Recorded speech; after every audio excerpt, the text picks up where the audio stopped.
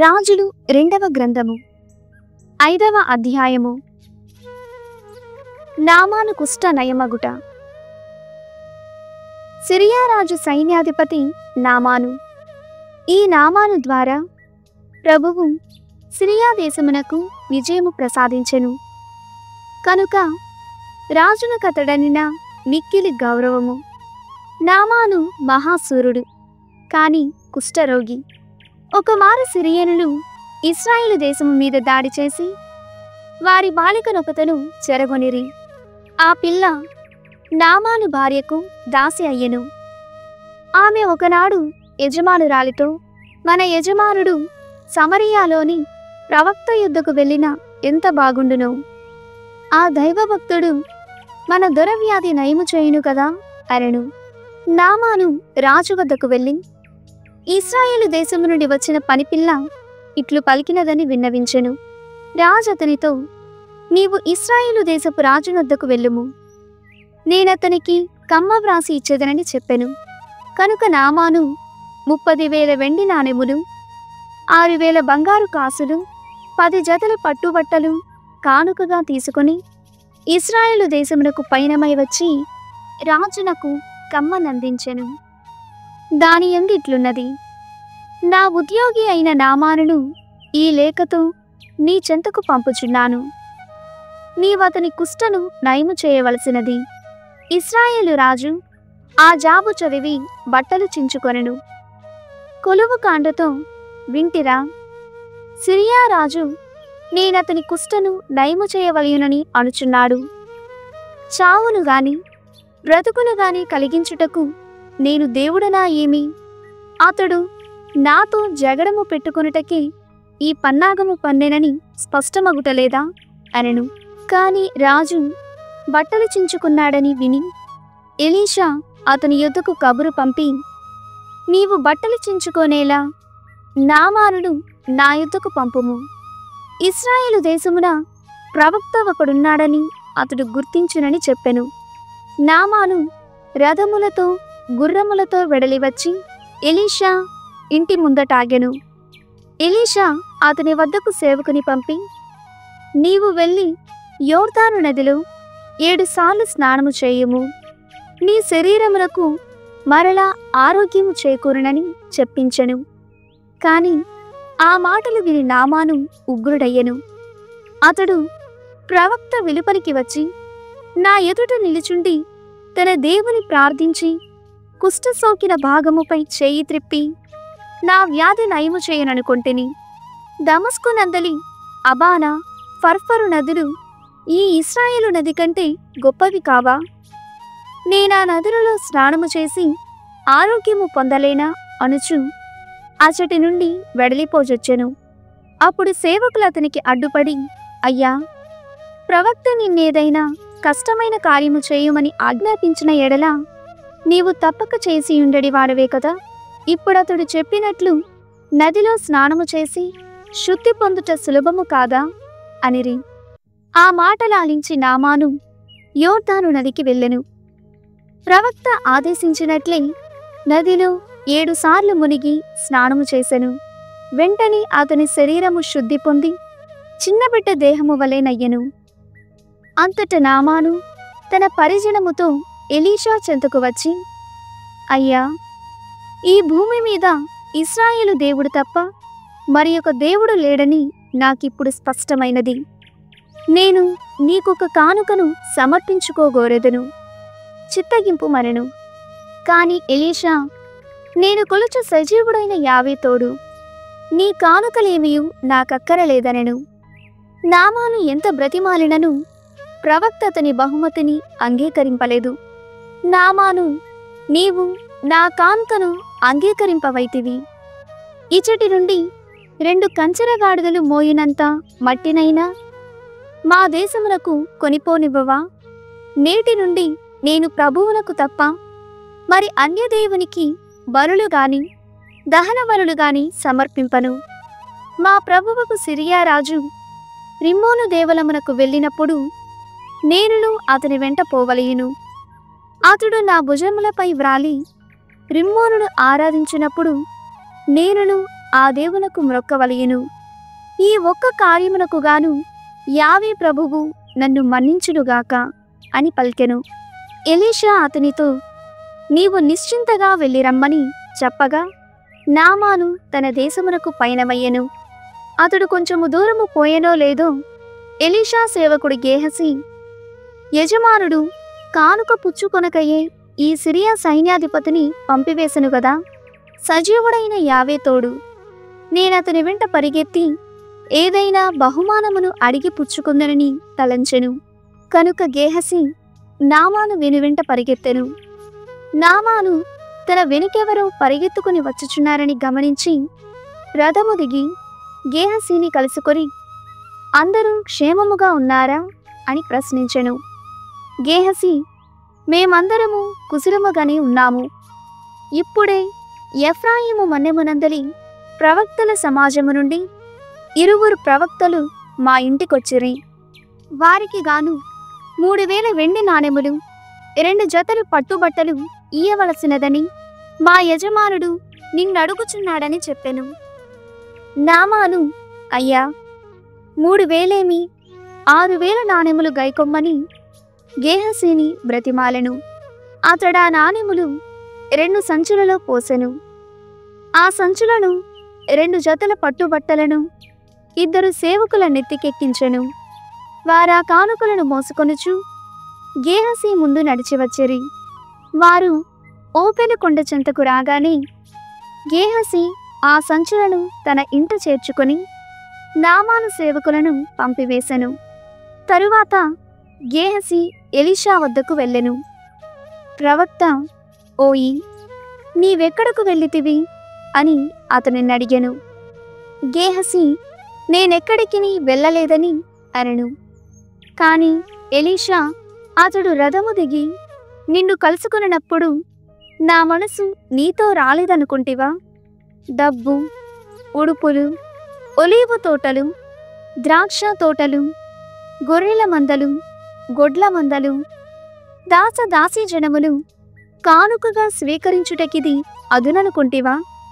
నామానునకు సోకిన కుష్ట తరతరముల వరకు నిన్నును నీ వంశీయులను పట్టి పీడించునుగాక అని పలికెను.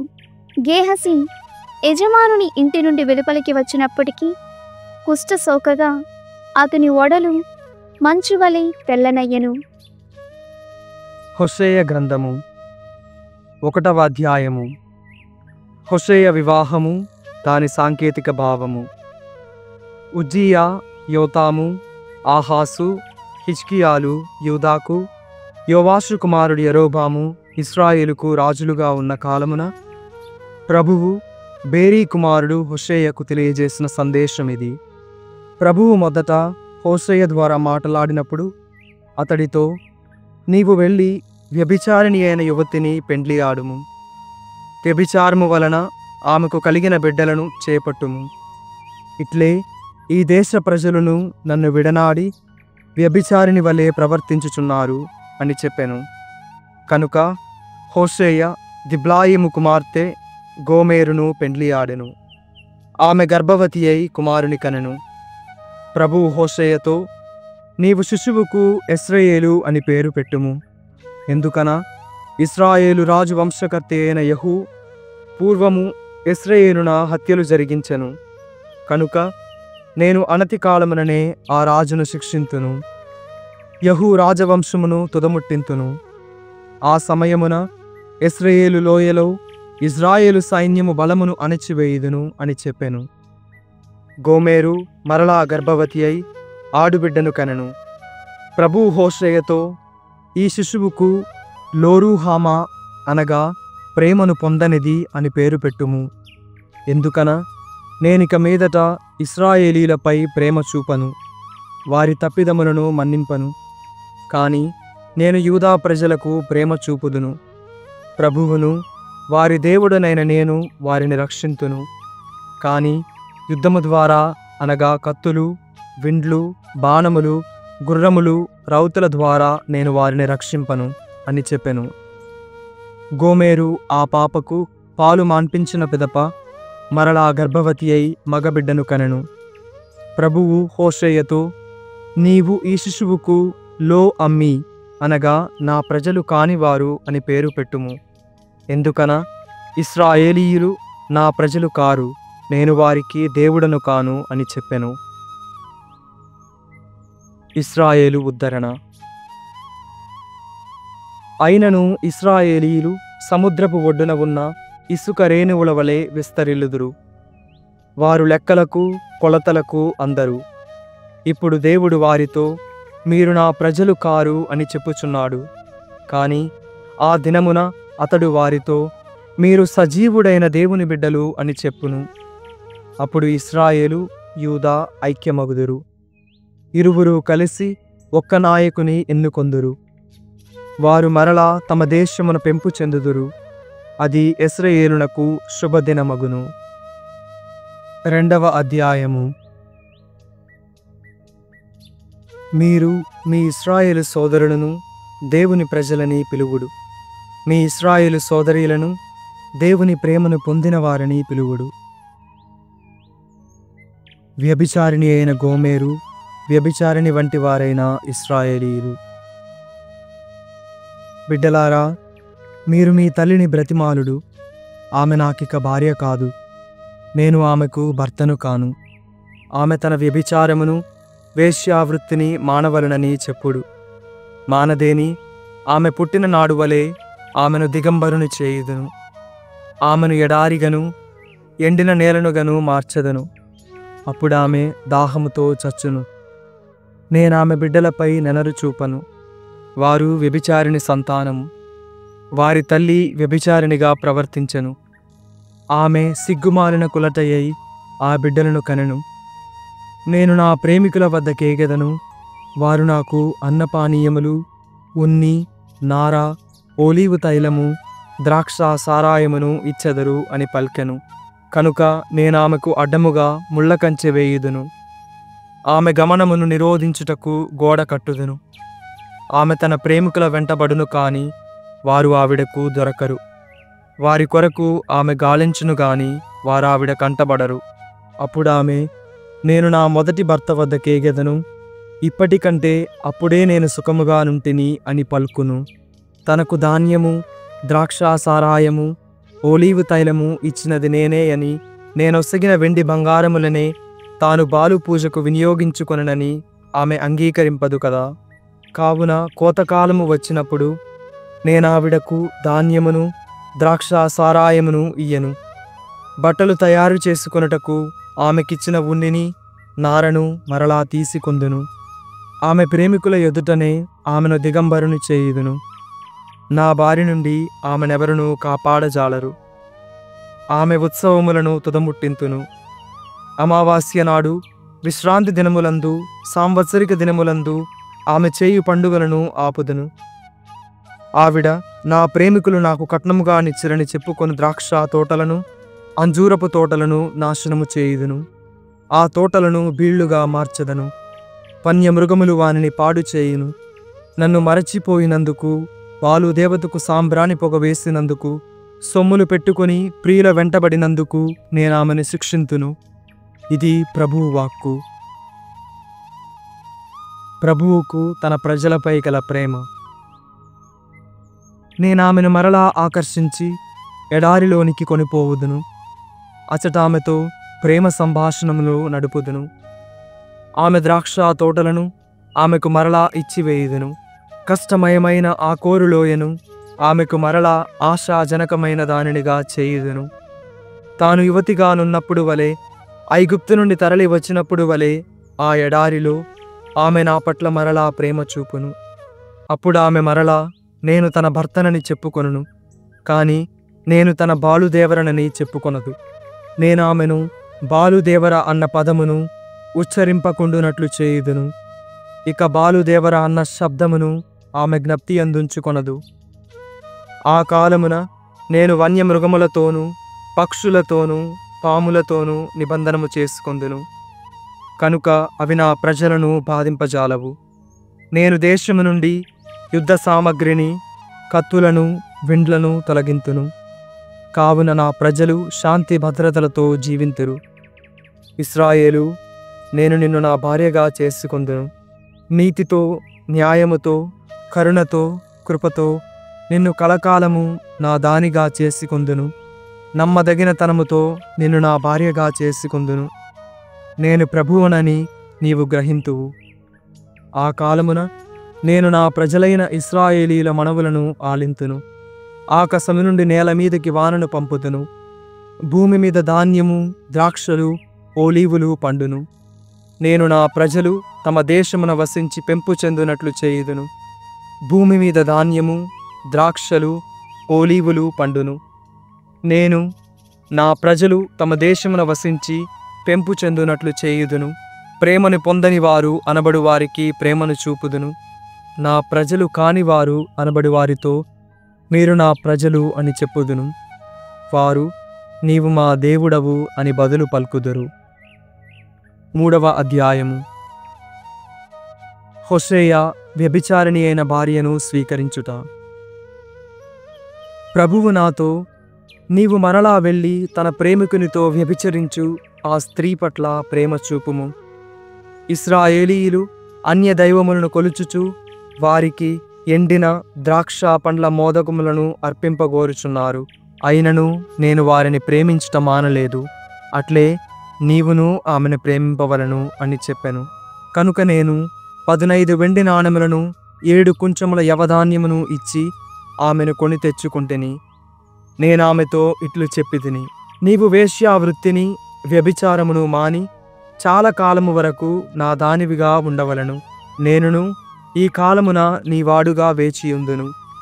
ఇట్లే ఇశ్రాయేలీయులు చాలా కాలము వరకు రాజు కాని, నాయకుడు గాని, బలులు కాని, పవిత్ర స్మారక స్తంభములు గాని, దైవ చిత్తము నెరుగు ఎఫోదు వంటి సాధనములు గాని, గృహదేవతలు గాని లేకుండా జీవింపవలను. కాని ఆ ప్రజలు మరలా తమ ప్రభువైన దేవుని చెంతకు, దావీదు వంశజుడైన తమ రాజు చెంతకు అన్వేషణతో తిరిగి వత్తురు. అప్పుడు వారు దేవుని మంచితనమును గౌరవింతురు. అతడికి భయపడి అతని దీవెనలు బడయుదురు. 101వ కీర్తన. ఆదర్శప్రాయుడైన రాజు. నేను భక్తిని గూర్చియు న్యాయమును గూర్చియు పాడెదను. ప్రభు, నా గీతమును నీకు వినిపించెదను. నేను ధర్మ మార్గమున ప్రవర్తించెదను. నీవు నా చెంతకు ఎప్పుడు వచ్చెదవు? నేను నా ఇంట విశుద్ధవర్తనుడుగా జీవించెదను. చెడు మీద నేను దృష్టి నిలుపను. దేవుని నుండి వైదొలుగు వారి క్రియలను నేను అసహ్యించుకొందును. వారితో నాకు పొత్తు లేదు. కపటాత్ములను నా చెంతకు రానియ్యను. దుష్టులను అంగీకరింపను. తోడివారి మీద చాటుమాటున చాడీలు చెప్పు వాని నోరు మూయింతును. పొగరుబోతును గర్వితుడినైన నరుని నేను సహింపను. విశుద్ధ హృదయులను నేను అంగీకరింతును. వారు నా కొలువున ఉండవచ్చును. రుజువర్తనులైన వారు నాకు సేవకులు అగుదురు. కపటాత్ములకు నా ఇంట తావు లేదు.